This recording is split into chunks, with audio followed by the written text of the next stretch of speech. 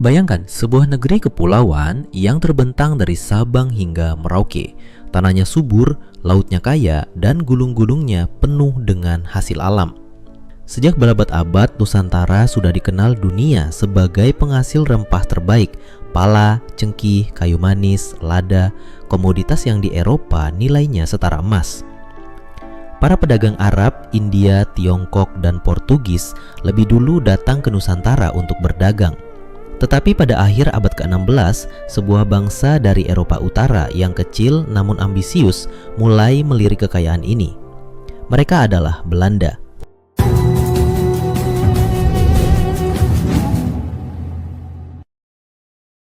Tahun 1596, armada Belanda yang dipimpin Cornelis de Houtman mendarat di Banten. Awalnya mereka hanya ingin berdagang membeli lada. Namun sikap mereka yang kasar menimbulkan konflik dengan penguasa setempat. Meski begitu, perjalanan itu menjadi awal kehadiran Belanda di Nusantara. Belanda sadar, untuk menguasai rempah mereka harus lebih terorganisir.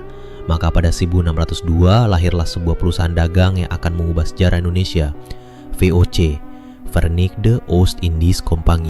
WOC bukan sekadar perusahaan.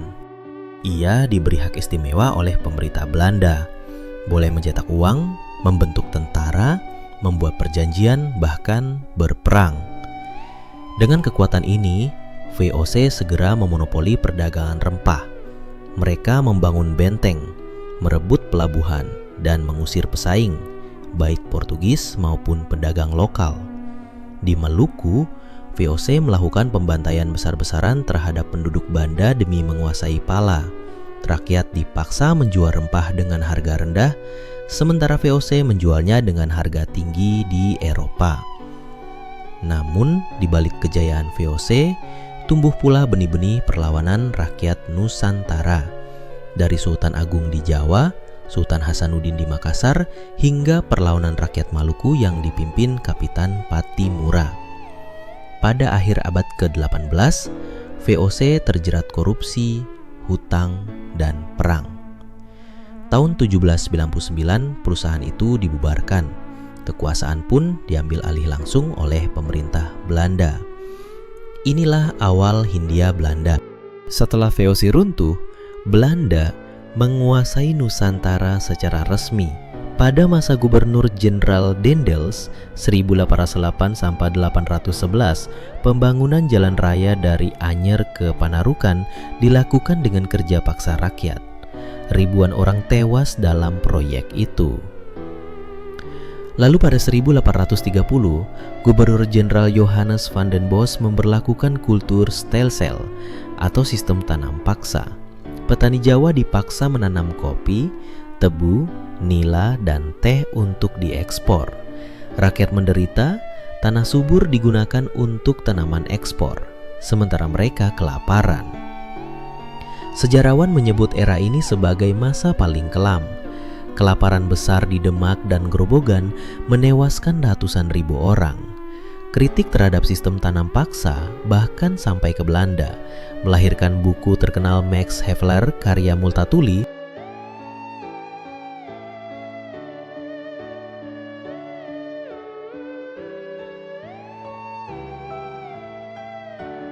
Meski ditindas, rakyat Nusantara tidak tinggal diam.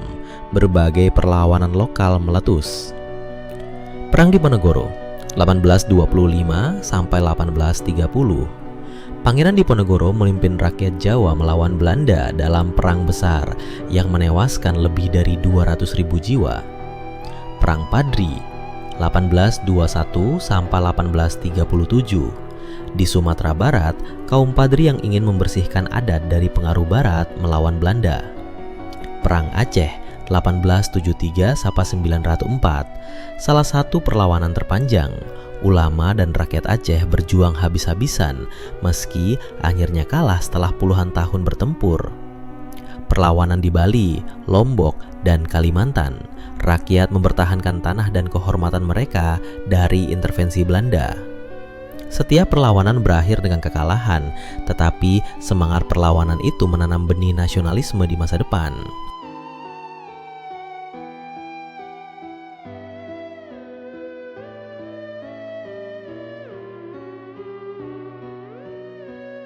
Di awal abad ke-20, muncul kebijakan baru yang disebut politik etis.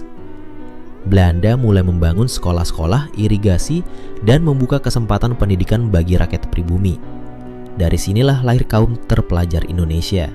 Tokoh-tokoh seperti Sutomo, Wahidin Sudirohusodo, Cokro Aminoto, dan Haji Agus Salim mulai bergerak. Organisasi modern bermunculan. Budi Utomo, 1908. Organisasi Pemuda Terpelajar, Sarekat Islam, 1911. Organisasi massa terbesar saat itu. Indische Partij, 1912.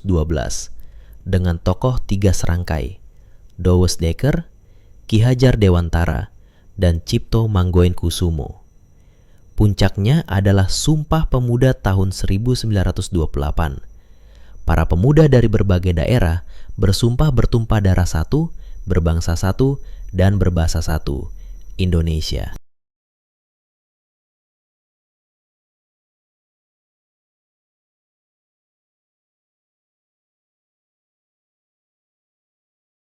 Perang Dunia II mengubah segalanya. Jepang datang ke Asia Tenggara dengan semboyan Asia untuk Asia. Pada 1942, Belanda menyerah tanpa syarat di Kalijati, Jawa Barat. Untuk pertama kalinya dalam 3 abad, Belanda tumbang di Nusantara. Meskipun Jepang juga menindas rakyat, mereka membuka kesempatan bagi para pemuda Indonesia untuk belajar organisasi, militer, dan kepemimpinan. Soekarno dan Hatta dimanfaatkan Jepang untuk menarik simpati rakyat, tetapi justru dari sinilah muncul momentum menuju kemerdekaan.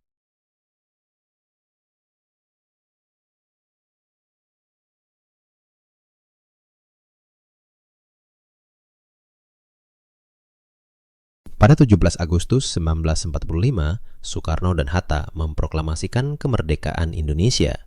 Namun, Belanda tidak tinggal diam. Dengan bantuan sekutu, mereka berusaha kembali menguasai Nusantara. 2 kali, Belanda melancarkan agresi militer. Agresi militer 1, 1947, dan agresi militer 2, 1948. Mereka menduduki Yogyakarta dan menawan pemimpin republik. Namun, perjuangan rakyat, diplomasi internasional, dan tekanan dari PBB membuat Belanda akhirnya menyerah.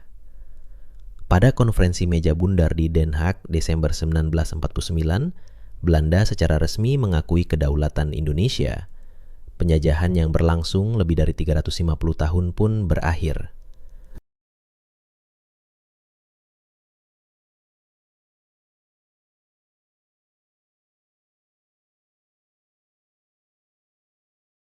Sejarah panjang Belanda di Indonesia bukan hanya kisah penindasan, tapi juga kisah keteguhan rakyat. Dari penderitaan lahir kesadaran, dari perlawanan lahir persatuan. Hari ini, Indonesia berdiri sebagai bangsa merdeka dengan sejarah kelam yang menjadi pelajaran berharga. Dari Banda hingga Batavia, dari Aceh hingga Papua, setiap tetes darah perjuangan adalah fondasi dari kemerdekaan yang kita nikmati sekarang.